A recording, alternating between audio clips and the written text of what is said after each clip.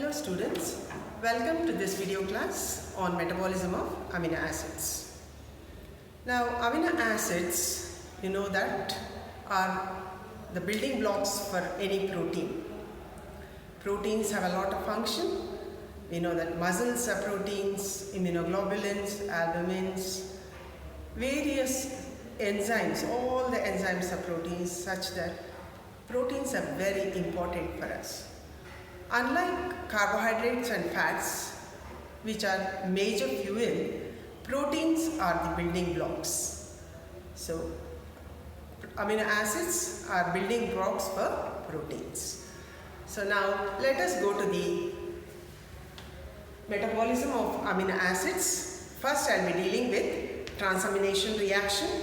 Then I will be dealing with decarboxylating deamination and the various other decarboxylation reactions of amino acids.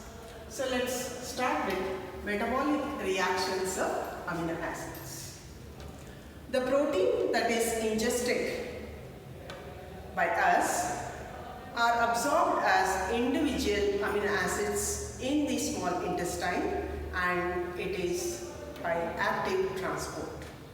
Once the amino acids are taken up by the epithelial cell, they are sent to the liver by the portal circulation. In the liver, the various amino acids have undergone two important transamination reactions. The first one is alanine aminotransferase. These are reversible reactions. Now, alanine, the amino group of alanine is taken up by alpha ketoglutarate, and that alpha ketoglutarate becomes glutamate and alanine has become pyruvate. We know what are the various states of pyruvate, and glutamate is formed. The main important thing of this reaction is that various amino acids are, the amino group is taken into a single molecule, that is L-glutamate. Glutamate that is formed has several roles depending on what is the condition of the tissue. Glutamate can act as amino group donor for the synthesis of non-essential amino acids. Glutamate can go for synthesis of aspartate, which will go for the synthesis of urea, or L-glutamate can get oxidatively deaminated, forming alpha ketoglutarate, which can go into the TCA cycle. And you know that TCA cycle is amphibolic. It is both a catabolic as well as anabolic pathway, and therefore it can go for gluconeogenesis. Under normal conditions, we find that proteins, since they have important major role in functioning of our body, the proteins, amino acids in excess of body needs only will be taken up for energy production. Otherwise, it has to go for other important functions. Now, we have explained these two transamination reactions, the various amino acids donating its amino group to alpha ketoglutarate by the action of alanine aminotransferase forms glutamate. Next, glutamate donates its amino group to oxaloacetate, which becomes aspartate. So after donating this, what has happened to the glutamate? It has been formed into alpha ketoglutarate. So alpha ketoglutarate can go for gluconeogenesis. Thus, these are important transamination reaction. One is alanine aminotransferase and aspartate aminotransferase. So all the 20 amino acids are pulled into glutamate. The excess of amino acids that are not going for synthesis of enzymes and all those things only will be taken for glutamate, that is, it is going into the catabolic glutamate is being formed, the glutamate will go for the synthesis of aspartate, or it can go for the synthesis of non-essential amino acid, or it can form alpha KG, which will go for gluconeogenesis. So just note these reactions, that alanine aminotransferase functions in presence of pyridoxal phosphate, that is vitamin B6. So both these aminotransferases require pyridoxal phosphate as the coenzyme for its activity. Now glutamate, which is formed, can undergo oxidative deamination. What is this oxidative deamination? As the name indicates, deamination is removal of this ammonia, this amino group as ammonia. Oxidative, why? This glutamate transfers its hydrogen to NADP, NAD or NADP, which becomes reduced to NADPH plus H+. So it has got itself at this position, it has got itself oxidized and formed a keto, alpha keto glutarate. So this has undergone oxidative deamination. Hence, oxidative deamination of L-glutamate catalyzed by glutamate dehydrogenase gives rise to reduced nucleotides and ammonia. So now this ammonia is dangerous for us. We cannot have amount of ammonia exceeding a particular limit in our system. Therefore this ammonia, later we will be seeing that it goes for urea formation. Apart from this, amino acids serve as certain important physiological products, like for example, glutamate undergoes decarboxylation to give gamma aminobutyric acid. These are the few important decarboxylation reactions of amino acids. Let's go one by one. Glutamate, acted upon by glutamate dehydrogenase, loses carbon dioxide and forms gamma aminobutyric acid. Now you know that the structure is here. I have acidic group, carboxylic group, this is the primary functional group. So 1, 2, 3, 4, alpha, beta, gamma. Gamma position you have an amino group, therefore this is gamma aminobutyric acid, GABA we call it as, is an inhibitory neurotransmitter. This is very important for us because it induces sleep and it's a very induces sleep and gives calmness to the body. Therefore, this is a very important physiological role of glutamate. Next, histidine can lose its carboxylic group and become decarboxylation. Therefore, there is elimination of carbon dioxide and forms histamine. In all these, there is elimination of carbon dioxide, decarboxylation. Histidine decarboxylase. Similarly, here also there is loss of carbon dioxide. We'll come to that. Histidine undergoes decarboxylation to give histamine. Now you know that whenever you have a common cold, you take antihistaminases. So, because there is a lot of histamine production, histamine is a vasodilator.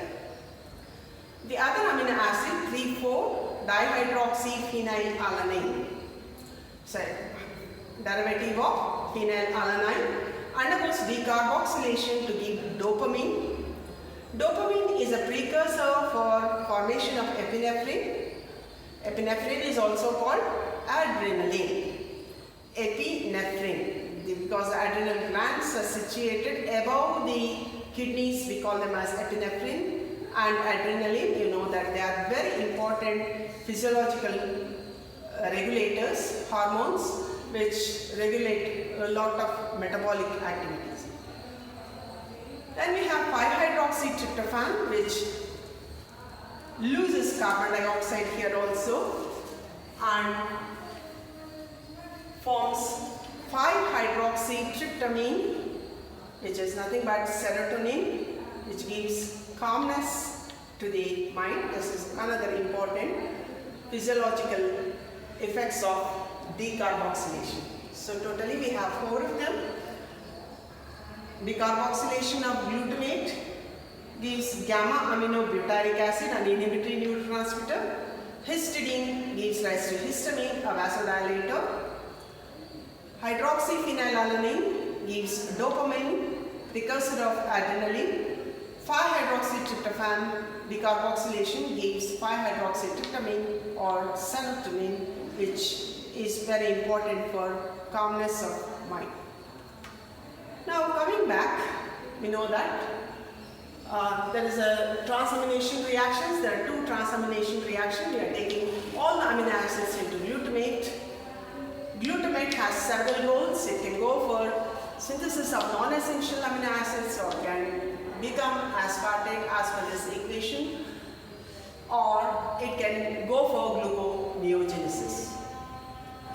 So now let me deal with urea cycle. Urea cycle was discovered by Hans Krebs and Kurt Hinslet in the year 1932. Hans Krebs discovered the TCA cycle also. Now there are 2 reactions, 2 sites where the reactions of urea happens. This formation of carbamoyl phosphate and combination with ornithine to form citrulline happens in the mitochondria. That's why I've written a small mitochondrial step here. That's the site. The enzyme that is taking part is carbamoyl phosphate synthase. Now why should this reaction happen? Because this oxidative deamination had produced ammonia. I told you that ammonia is toxic to us. It needs to be eliminated. So ammonia combines with bicarbonate. Bicarbonate, how do we get? Carbon dioxide dissolves in water to give bicarbonate. Therefore respiration, simple respiration is the source for our bicarbonate. Ammonia combines with bicarbonate, and with the use of 2 high energy ATP molecules, it forms carbamoyl phosphate. Please note down the structure and the enzyme here. Enzyme is carbamoyl phosphate synthase. You are expected to know the structure, how ammonia combines with bicarbonate, giving you carbamoyl phosphate. This is nothing but the structure of urea. Therefore here you have CONH2 already, and there is a phosphate group attached. I will come back now. Ornithine is one entity which is formed in the cytosol. It's not formed in the mitochondria, but it is formed in the cytosol. Ornithine can enter the mitochondria. Here, carbamoyl phosphate, which is formed in the mitochondria, combines with ornithine to give rise to citrulline. This citrulline has an access to outside of, it comes out of mitochondria. Here, it combines with aspartate. Remember, how did we get aspartate? Glutamate transfers its amino group to oxaloacetate to form aspartate. Aspartate is a source for urea. Other ammonia is got from aspartate. Aspartate, at the expense of 2 ATPs. ATP is converted into AMP. Now, ornithine combines with carbamoyl phosphate, forms citrulline. Citrulline synthase is the enzyme. Citrulline gets out of mitochondria. Here, it combines with aspartate to give arginosuccinate. From this arginosuccinate, there is a molecule of fumarate that exits. What do I get? I get arginine. You can have to note the structure of arginine is very important to learn. It has this group wherein 1 carbon has 3 nitrogens. Note this vanadium group, we call it as. The arginine that is formed, there is an input of water molecule. This is also very important. Arginine combines with water in the presence of arginase gives you urea and ornithine. Urea, the structure of urea is this. This was got from carbamoyl phosphate. You can see that here. The other amino group was derived from aspartate because fumarate left the molecule. The amino group was put into urea and gives back ornithine. The ornithine can now once again get into the mitochondria, combine with another molecule of carbamoyl phosphate, gives citrulline. So another cycle goes on. The urea that is formed in the liver, the urea is always formed in the liver. This enzymatic reaction with structure is very important. Arginine combines with water in presence of enzyme arginase to give urea and ornithine. This reaction happens in the liver, therefore liver produces urea. The kidneys filter the blood. Urea is highly water soluble, it is there in the blood. The kidney removes the urea and sends it out in the urine. So that's the important of urea cycle. The toxic ammonia is removed as urea. Aquatic animals which are surrounded by water like the fish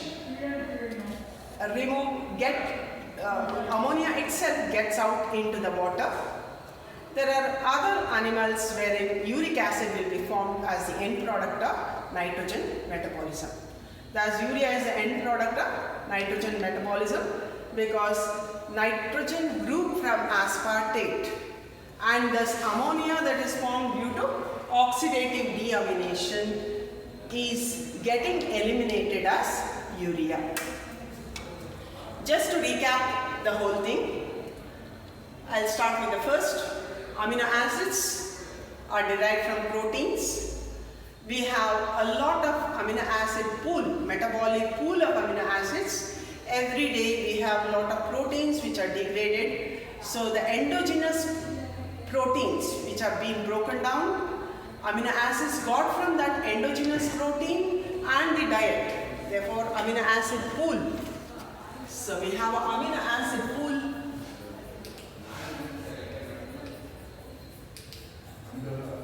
which is endogenous, that is breakdown of protein in the body and diet protein. It forms a common pool. Now endogenously there is a lot of protein that is broken down. It's almost 5 grams of protein per body weight. Therefore we have about 300 grams. If a person weighs around 60 to 65 kilos, 300 grams of proteins are broken down every day. And the diet protein, that forms the amino acid pool. What has to happen in this reaction? These amino acids, many of them will be essential amino acids. They will go for the synthesis of various required items, so many enzymes, immunoglobulins, albumin, so many functions are there for amino acids, so many functions where amino acids are required because a lot of proteins are doing too many jobs in our metabolic system.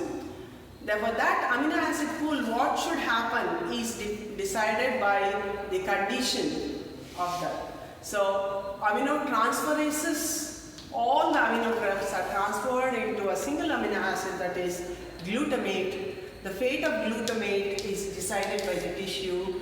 The glutamate forms aspartate, means the aspartate is donating its amino group, the formation of urea. Apart from that, amino acids have several other important functions. Oxidative deamination gives rise to alpha ketoglutarate, which can enter the TCA cycle, which goes for gluconeogenesis depending on what is the requirement of the tissue. It gives rise to ammonia, which is eliminated in urea. There are several important physiological components derived from amino acids. They have a lot of physiological functions. I have told you all about these four. These four you have to remember. One is formation of GABA, histamine, dopamine and serotonin. I hope my lecture was useful. please see my YouTube and understand. Thank you.